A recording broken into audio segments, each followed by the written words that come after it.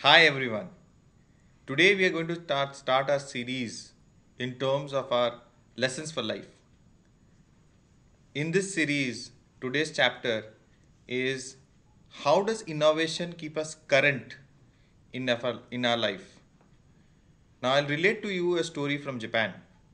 It's an interesting anecdote and it will give us the purpose of today's chapter. In Japan, there was a set of fishermen who used to go near shore to get a catchment of fish, come to the market, sell it. And the customers used to buy it, and the customer used to be really, really a satisfied customer. And the customer was satisfied because of the taste, because of the value for money, and the freshness of the product that they bought. Over a period of time, the fishes dried up in the near shore. The fishermen had to think differently. They had to buy trawlers, go to the deep end of the sea, and it used to take them 1 or 2 days to get the fishes back to the market and sell it to the end customer. The fishermen, when they sold it to the end customers, the customers didn't like it. They didn't like it because they believed that the taste was not as good as it was in the previous instance when they used to get the fishes from the near shore. The fishermen was worried.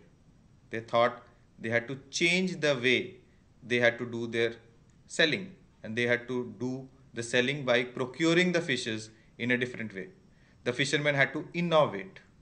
Hence, the fishermen installed freezers into the trawler and they went into the deep sea. And within 1 or 2 days, whatever catchment they had, they put it into the freezer, they got it to the market and they sold it. They assumed the customer would be happy. Answer was negative. The customer didn't like it. The fishes smelled, the fish was stale, and it didn't give them the freshness and the value of money they put. The market started dwindling. The fishermen had to innovate. They had to think differently. Now, what do the fishermen do? They further installed an aquarium into the trawler. When they went into the deep sea, they brought the live fishes in, they put the live fishes into the aquarium, they got it back to the market, they assumed the problem is solved, the customer would be happy. The customer went happy. They said they didn't like the fish. Why? Because it didn't taste the way they wanted it in the past. The fishes were lazy. They didn't give them the freshness they wanted. The fishermen were surprised. The market share was dwindling. The shares and the investments that they had made into the trawler was not giving them the return, and they had to further innovate. The fishermen thought differently. They completely changed the game. What they did was, in the aquarium, they added a shark into it. The shark was there to eat the fishes. The fishes had to survive.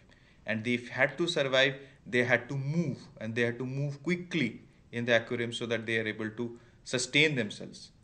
In the pilferage, the shark was able to eat 5 to 10% of the fish, but what came back was 90% of the fish which was fresh. And when it was sold into the market, the customers were, wow, this is what it tasted when we used to buy it from the near shore. The problem was solved.